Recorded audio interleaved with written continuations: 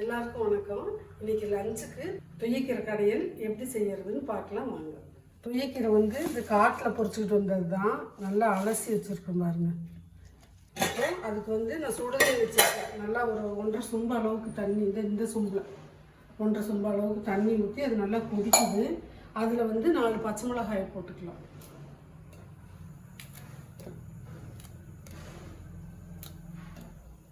கூடவே இந்த குட்டியாக சின்ன வெங்காயம் இதையும் போட்டு ஒரு 5 நிமிஷம் இது நல்லா வேகட்டும். 5 நிமிஷம் கூட தேவையில்லை, ஒரு 2 நிமிஷம் இந்த சுடுதண்ணிக்குள்ளே இருக்கட்டும். இப்போ இதில் வந்து இந்த கீரையை போட்டுக்கலாம். இந்த காட்டுக்கீரையெல்லாம் வந்து இந்த மழை காலத்தில் தான் கிடைக்கும் பொழுது நீங்கள் நல்லா வாங்கி யூஸ் பண்ணிக்கோங்க. ரொம்ப டேஸ்ட்டாகவும் இருக்கும், ரொம்ப நல்லது. மற்ற கீரை வந்து வருஷம் பூரா கிடைக்கும், இது வந்து இந்த சீசன் அப்போ மட்டும்தான் கிடைக்கும். தொய்யக்கீரை, பண்ணைக்கீரை, கூட்டுக்கீரை,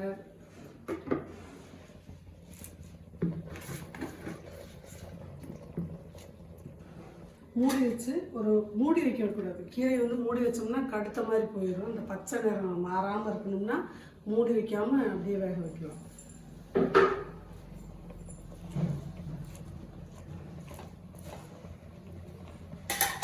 சுடுதண்ணிக்குள்ளே போட்டோன்னே அப்படியே சுருங்கி போயிடும் கொஞ்சமாக. இப்போ இதுக்கு வந்து கூட வந்து வர மல்லி வந்து நல்லா நுணுக்கி, நல்லா இவ்வளோ மல்லி எடுத்து நல்லா ஒரு 2 டேபிள் ஸ்பூன் அளவுக்கு எடுத்து நல்லா நுணுக்கி வச்சுக்கலாம். அதுதான் மெயின் இதுக்கு, இந்த கீரைக்கு.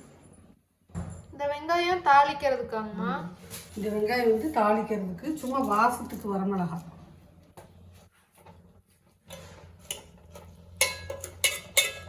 சீக்கிரம் வந்து நல்லா கொழுந்து கீரை.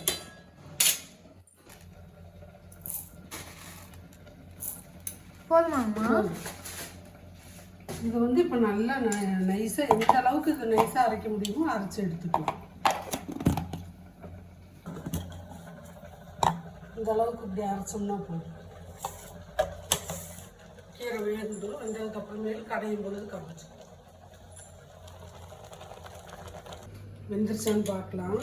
கீரை பாருங்க, இந்த நிறம் மாறாமல் அப்படியே இருக்கு. வெந்துருச்சு கீரை, கடைஞ்சிக்கலாம். இதை அப்படியே எடுத்து வச்சுட்டு இன்னொரு சட்டியில் நம்ம தாளிச்சுக்கலாம். தாளிக்கரண்டி இல்லையாங்கம்மா? இருக்குது, இது உள்ளே வச்சுருக்கேன். இந்த வெங்காயம் வதக்கிற அளவுக்கு எண்ணெய் விட்டுக்கலாம். ஐயோ, தேங்காய் ஊற்றினா அருமையாக இருக்கும். சரி, பரவாயில்ல. வேணாங்கம்மா, ஃபிஷ்ஷுக்கு தேங்காய் எண்ணெய் ஊற்றினா நமக்கு தெரிவிக்காது, இதுக்கு வேண்டாம். இந்த வரமிளகாய் வந்து சும்மா வாசத்துக்கு தான், இந்த பச்சை மிளகாய் தான் இந்த காரம். கடுகு போட்டுக்கலாம். இந்த அளவுக்கு சீரகம்.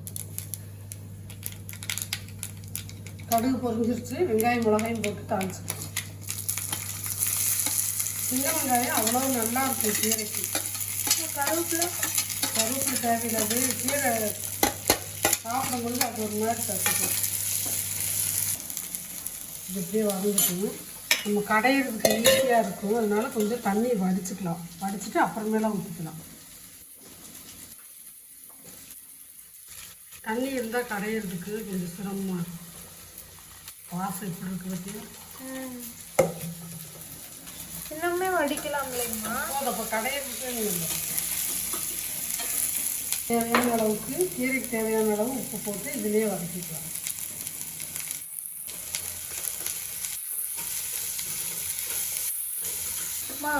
இந்த தண்ணி இப்போ மறுபடியும் இதுக்குள்ளே ஊற்றுவீங்களா மாட்டீங்களா? ஊற்றுவேண்டா, இது சத்து, இதெல்லாம் வேஸ்ட் பண்ணக்கூடாது.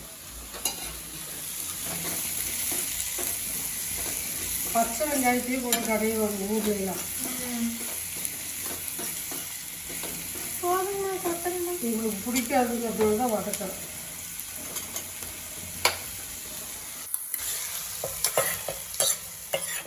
நல்லா கிரீன் கலரில் இருக்கு.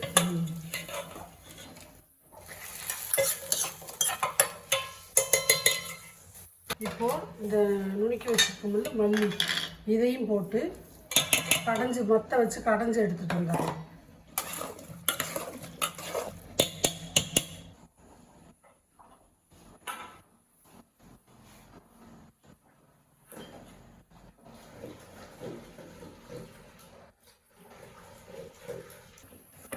பாருங்கள் இந்த அளவு கடைஞ்சாச்சுன்னு. இப்போ இந்த தண்ணியை ஊற்றிக்கலாம்.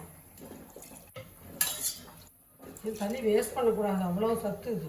செடிக்கு ஊற்றிடலாம். வேண்டாம், ஏன் இதுக்கு கீரைக்கு?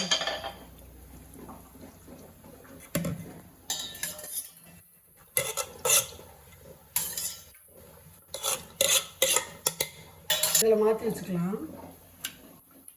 எப்படி இருக்கு பாருடா கலரு. இருங்க காட்டுங்க.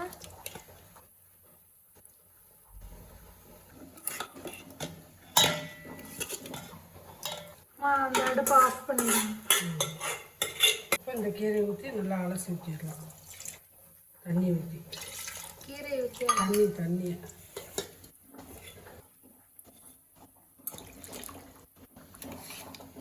சரியா இருக்கா?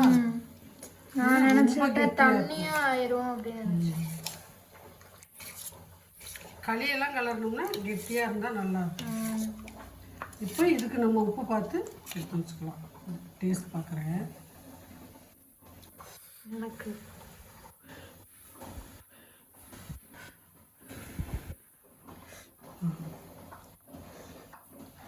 உப்பு பத்தல, போடலாம். இவ்வளோ போடவா? உப்பு இழுப்பு. தண்ணி இப்போ ஊற்றினால இது மாதிரி பாலக்கீரையை செய்யலாம், சிறுக்கீரை கடையலாம். சாப்பாடு ரெடி. முட்டையா? மேலே என்னம்மா? பூண்டு சட்னி நல்லா இருக்கும் வாத்து முட்டைக்கு. இல்லைன்னா கவுச்சி அடிக்கும் வாத்து முட்டை. எனக்கு நார்மலாகவே பாயில்டு எக் பிடிக்காது. அதை விட இது வாடை இருக்குது, ரொம்ப கவுச்சி வாடை. சிக்கனை விட கைக்குள்ளேயே இருக்குதுல்ல வாத்து. சாப்பாடு பர்ஃபெக்டாக வந்துடுச்சு. Okay, serving time.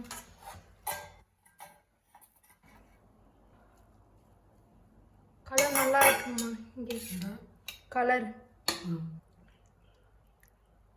அந்த ஒரு பசையோடு இருக்குது பாரு கீரை.